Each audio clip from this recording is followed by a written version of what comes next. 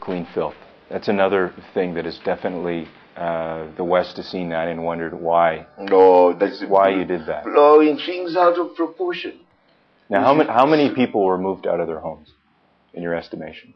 Well, the numbers that Britain gave were exaggerated. We've heard 700,000 to 800,000. No, of course not. That's absolute nonsense. I don't think the number was more than I don't think it was more than 100,000 really.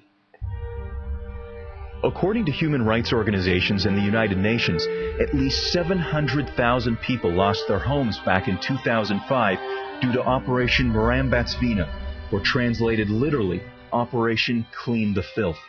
The UN also reported that 2.4 million people were at least in some way impacted by the forced evictions.